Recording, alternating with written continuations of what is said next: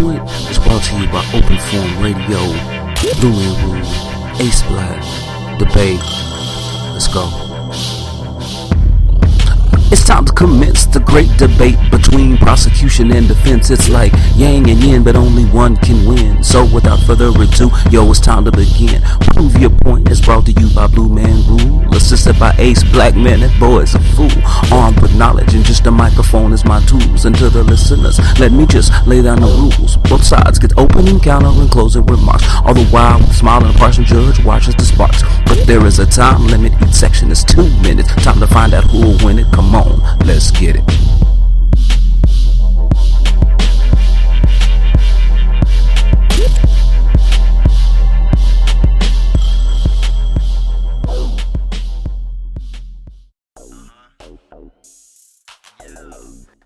Welcome everybody to Prove Your Point. This is episode 51, recorded on Sunday, August 10th, 2014 at approximately 12:49 p.m. Central Standard Time. I'm Larry, aka Blue Man Rule, and I am in home with none other than Henry, aka KnoxBroadcast. What's up, people?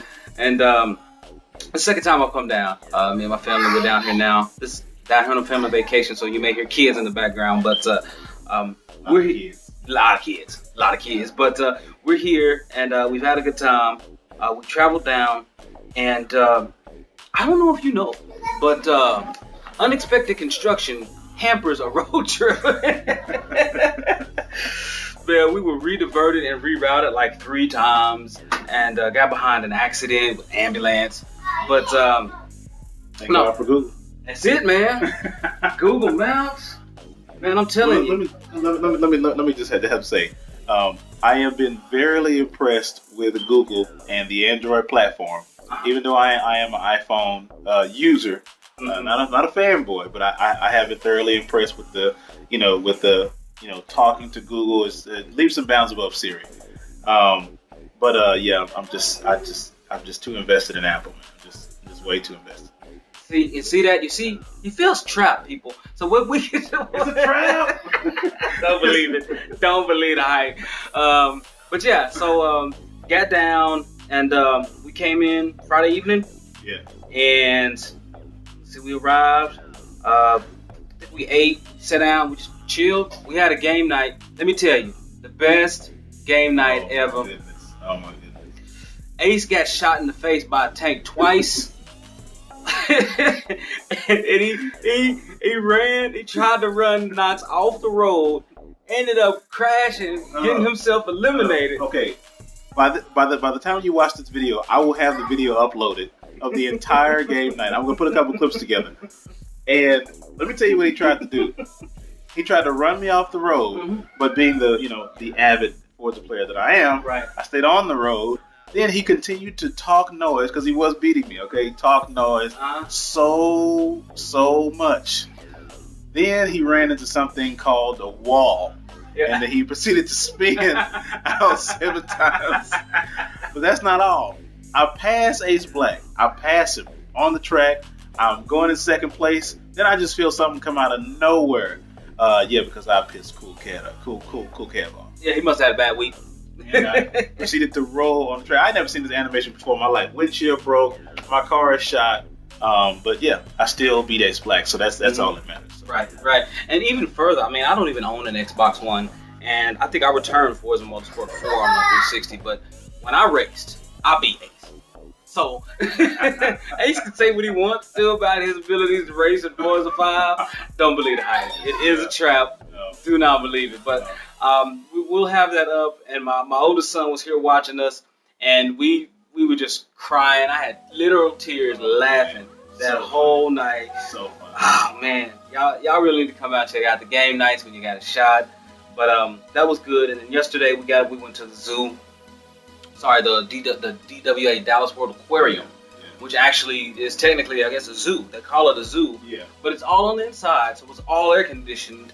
And as soon as you walk into like this little area, we went in to check out the sloths, and they had like a rainforest type, I guess, microclimate in there, and there were little ducks in there sleeping on one leg, and they had some type of orangutan or something jumping around in the tree, and it was It was cool, man. It was really, really nice. They had a whole lot of events. Tell them about the fish tank that you guys walked through. Oh man, the tunnel.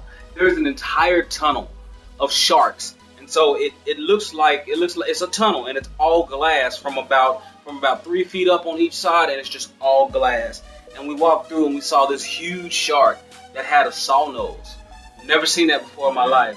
Saw nose shark, and you just think, man, like God had an imagination when he created that, because you got the hammerheads, and of course we saw sword. There were swordfish in there, and it was really cool though. It was really, really cool. I'll likely have those videos up on my Google, but that was on my Google Plus. That was really, really cool. But we'll stop this clip here, and we'll here in just a second here. I guess we'll talk a little bit about a couple other things. Guardians of the Galaxy coming up, man. So yeah, that's about it. All right, hang on. So now it's time to talk about Guardians of the Galaxy. I mean, we Knox and I both went and saw it. Yep. Yeah, and let's start it off. What did you think? What did you expect? And then what did you end up getting? And what was your verdict on?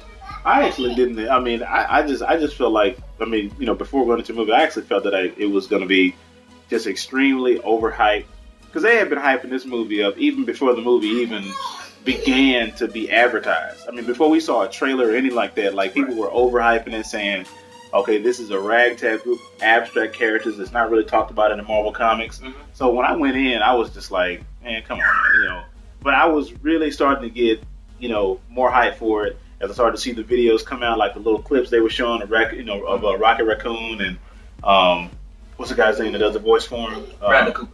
Bradley Cooper doing the voice for him. So I was like, you know what? I can kind of try to get in this. Like, it's not that abstract. But yeah, went into it with low expectations, man. But I was thoroughly pleased afterwards, man. Yeah, it was great. It was good. And I'm kind of like you. Well, I had known a little bit of Rocket. Yeah. But I always thought, man, he's kind of harsh. But in this movie, he came off better. Yeah. But my expectations were that, and I expected Groot, because I watch a lot of the Marvel cartoons. Yeah. And so I've seen him come down with Ultimate Spider-Man. He's ran into him before, the Guardians before. So it's you kind of understand what to get, and also. I think I've ran into Drax once before, maybe in like a Hulk storyline or something. So I kind of knew what to get with those characters. I knew the archetypes that they filled. Yeah. But yeah, I was kind of expecting it to be okay. I was expecting it to be about the level of Thor 2. Thor 2 to me wasn't as good as Thor 1, but it was entertaining. It was fine. It was a summer flick. It was good. It maintained the continuity within the Marvel Cinematic Universe. So I was expecting that. But what I ended up getting was something that was really, really, it was more heartfelt than you thought. The soundtrack to the movie is phenomenal. The soundtrack to the movie is phenomenal. Yeah, I thought that the song selections were great. When even in the opening credits, when they had the big yellow letters, that's kind of like an ode to like the old school, where you bring the title of the movie up large and in charge on top of the screen. Right. But I kind of felt like they did kind of not cheapen out on the soundtrack, but at the same time, I kind of wish they would have used more score. I guess. Yeah. You know what I'm saying? Like more score, because it was like I just wish they wouldn't have played up those classic songs so much. Like I like the fact that he played it because, of course, of the connection that he has with his mother, and then he played it again. A different song when he when him and Zoe Saldana had the little intimate, the moment or whatever. So he played it again. But I think that after those two times, they just kept kind of overdoing it. They just kept playing an old classic song, which I just felt like some parts of the movie should have had score in those places. Yeah. And then, during the epic part at the end, we won't say what it is, but the other classic song plays, and I felt like it would have had more of an impact if they wouldn't have played it out so much. Right. Right. And to me, I'll bring up something that you won't hear anywhere else. Yeah. Like at the end of the movie, they were talking about, toward the end, and it was not the end, but they were talking about how everyone was they were like my friends, and and I was thinking, when did this tie happen? Yeah. Because I never felt that strong connection from what was displayed on screen.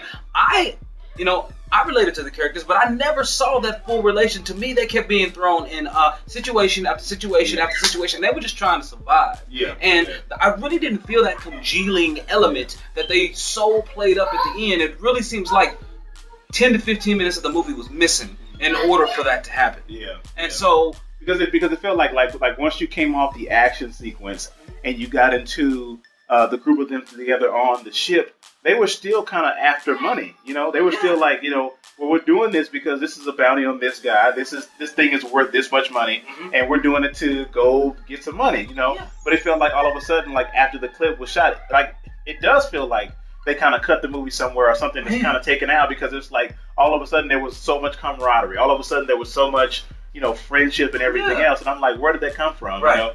So yeah, I do understand that. Yeah. And I find it funny because the dude is a mercenary / bounty hunter, and they keep referring to him as being honorable, and I guess it's just some of that ignorant honor. Yeah. He guess he was honorable and he didn't know it. And cause I guess everyone could see what he couldn't see because they were so close and congealed that, well, I know you better than you know yourself, play, even though I've only been with you for literally 45 minutes. Yeah. So Guardians of the Galaxy, in short, it's a good movie. Go see it. Temper your expectations. You'll be fine. You'll be fine. But what I do have high expectations for this week is Gamescom. Gamescom is in I believe it's Cologne, Germany. Yes. And Gamescom is going to be looking good this year. They already have their awards out though here. Well, first let's talk about there have been some releases on what Sony or what Sony's coming out. Yeah. With. Well, it's one of the several other games they're coming out with, but it has been leaked that Journey is going to probably be a part of their lineup. Not only Journey, but the Unfinished Swan, which were classics, critically acclaimed on the PlayStation Network group of titles. They have a couple other things coming out, and it's supposed to be PlayStation's updated UI. Same UI, but it's supposed to be updated to where you're going to be able to create, I guess, subfolders or I guess folders for each and every app or whatever is in that long string of apps or whatever. So to my knowledge, the idea of PlayStation's UI is this long string of apps, but now they're going to have subfolders for each app. Right. So it looks pretty much just like a standard square-based UI like it is. So it's not too unfamiliar, and it's not too it's not deviating from what they've already created, but it's an improvement. You know what I'm saying? Should be good because, of course, and I view it as just creating categories and calling it folders. So in Steam, you can categorize your games. But if they can do that with their context, I know that's where the issue is with a lot of people. I listen to Jeff Gerstmann all the time, Giant Bomb, and he has the 2,000 friend limit. And the problem is that the more friends you have, the longer it takes to load that entire list. So maybe if you can group people into files or folders, that may help with the friends, especially with the games. You can start creating genres and just line it up, or create your own favorites folder and get that going. Or if they have the infamous Second Son DLC coming out called First Light. Right. But with games like Battlefield or games that have a bunch of DLC packs. It's got to be pretty tedious going through your memory trying to figure out, which ones to, offset or delete or whatever, and going through a string of different DLCs rather than just having the game and everything in the subfolder. Yeah, you got DLC, single player DLC, multiplayer DLC, or just any downloadable content that you keep adding to it. They have to go down a string line. So I think it's a vast improvement. Well, I'm wondering if they'll actually allow you to make subfolders, so folders within folders. Oh yeah. So you can make Battlefield 4 folder, but then have a DLC folder within Battlefield 4, and et cetera, things like that. Yeah. That's interesting to me. One thing that's another thing that's also interesting, and this is one thing that just gives me a trip. Like they've already nominated games of the show for Gamescom, even though it hasn't happened yet. What? Okay. Anyway, one of the best console games for Sony, their nominations are Evil Within, Dying Light, Far Cry 4, and even though it's in German, it's Middle Earth: Shadow of Mordor. So they're specifically nominated for as far as game of the show, or specifically for that platform? Just for that platform. Predominantly third party, right? Predominantly, yeah. Actually, all of them are third party, except Dying Light. Is Dying Light a exclusive? No, Dying Light is third party. It's multi-platform. Yeah. Okay, so that's them. Microsoft's best console game is Evil Within, Assassin's Creed Rogue, Sunset Overdrive, Ori and the Blind Forest, and Evolve, with Sunset Overdrive and Ori being exclusive. Yeah. For the Wii, and it should be Wii U. It's not Wii, it's Wii U. Right. Lego Batman 3, Splatoon, and Super Smash Brothers. Role-playing game, Skylanders Trap Team, and Kingdom Hearts HD 2.5 remix. Right. I mean, but what on which platform though? That's just cross-platform. Oh, okay. Yeah. Okay. Because they already released it on PS Vita, I believe. Yeah. And so best action game. These are all like cross-platform now. The Order 1886, Far Cry 4, Ori and the Blind Forest, Super Smash Brothers, and Evolve. Best sim game, Theatrhythm. The Theater Rhythm. Y'all know what I mean. Theatrhythm, Final Fantasy, World of Warships, Best Sports Game, FIFA 14, Forza Horizon 2, and PES 2015. They have family games and PC games. PC games are Heroes of the Storm, The Evil Within, Borderlands, Mordor, and Evolve. Best online multiplayer, Call of Duty, Heroes of the Storm, FIFA 15, Forza, and Evolve. Best hardware, Virtualizer, Oculus Rift, Project Morpheus, Amiibo, and the Shield NVIDIA tablet. Now, we'll come back here with something else, but that's what you have right now for games. So that was our take on Gamescom 2014. We're excited. We're looking forward to it. Other things that we're excited about is that we have a lot of things changing here at the Open Radio Network. We've added quite a few shows, as you know. We've added my Peanut Gallery, and as of this recording that you'll see, we've just added the Merry Gamers to the Open Forum Radio Network, which is a fantastic addition. Lefty, Kelly, welcome. It's our pleasure to have you.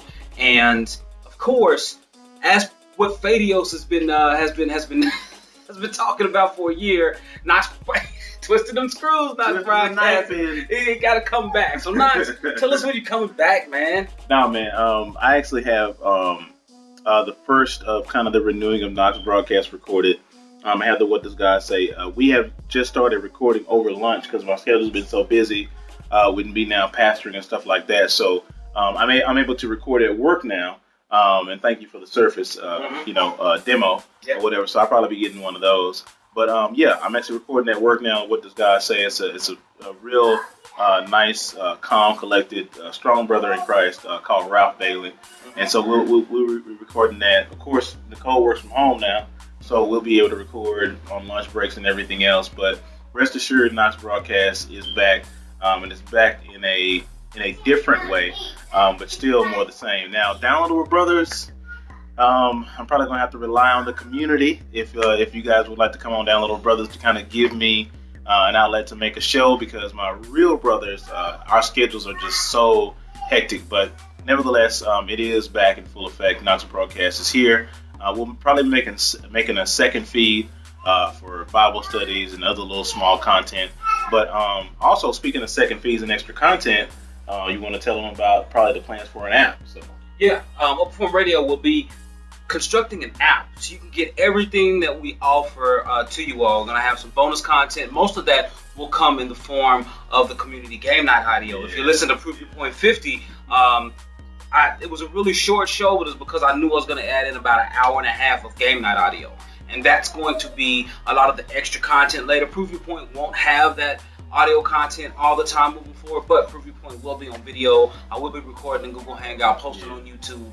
Hopefully we can get the OFR fellas to do the same. We're going to try to make you hit the site and want to hit the site more than you have in the past by providing a lot of content. I'm a reviewer. I can write. I told you guys my mom was an English teacher. I can write, but I hate writing. And I can get in front of a mic or a camera and let this go, and we can record that, and that's just where video. That's where I think all media is going anyway. Quick, accessible media, and So as you know, as I said, keep your eye out for the app. Hopefully, we'll try to see if we can get some video embedded into that as well, or at least have you some way to kind of access that. But an app is coming with all the OFR stuff on it, so just hang on and be prepared for that. Hopefully, we can have that ready by PAX South, which is in January. Yeah, I mean, I just really want to say I'm really proud and happy to be a part of the network. I thank you, Lefty, for showing interest, and now you're a part of the network also. Also, Fadios adding the addition, so we do have somebody that's going to put out podcasts consistently, right? So he says. Yeah. I mean, let's not forget, Fadios was on the podcast. He didn't show up for 16 months at a time. Yeah. So, just the conglomerate that we have of all different types of walks of life, different aspects, different opinions based on stuff that we love, which is video games and the gaming community, and gaming Blue Man Rule. I want to thank you for putting along with sports and music and interest and everything else. And I encourage you to check out the I just think it's so cool that we have this over at OpenFormRadio.com. I'm sure we have it's really becoming we offer the part of our Radio name, which is podcast proper. Radio. We have the Geeks for the Win love podcast. it. We also That's offer cool, man. a new show, Movie Night Against the World. I'm thanking Henry and his family broadcast family shows, which include Love and Learning, What Does God Say, and Downloadable Brothers. So, we also added what you see with My Knox, Peanut Gallery by and, my friend Jason, a.k.a. Fadios. We also conduct community game nights every single Friday night. You can catch us out there on Skype, on Xbox Live on Saturday nights, on PlayStation Network. But I do encourage you to stop by and just leave us a review on iTunes, Stitcher, Podbay, or TuneIn. Helps us help you, but also helps us communicate to a lot of other folks. So thank you again for listening to Openform Radio. What actually happened, what was reviewed, quantum break information should be out there, so it should be fun. So everybody, thanks for listening to Preview Point 51. Stay open. The legend lives on. Hey everybody, this is Larry, aka Blue Man Rule, and I want to thank you for putting Prove Your Point in your ear one more time. But hey, I encourage you to check out the Openform Radio Network over at OpenFormRadio.com. I'm sure we have a scratch for your itch. We offer the Openform Radio podcast proper. We have the Geeks for the Win podcast. We also offer a new show, Movie Night Against the World. We also have the Knox Broadcast family shows, which includes Love and Learning, What Does God Say, and Downloadable Brothers. And we also added My Peanut Gallery with my friend Jason, aka Fadios. We also conduct community game nights every single Friday night. You can catch us out there on Skype, on Xbox Live, and Saturday nights out on the PlayStation Network. But I do encourage you to stop by and just leave us a review on iTunes, Stitcher, Podbay, or TuneIn. Helps us help you, but also helps us communicate to a lot of other folks. So thank you again for listening to Openform Radio. Stay open. Open for radio. What community sounds like. Stay open.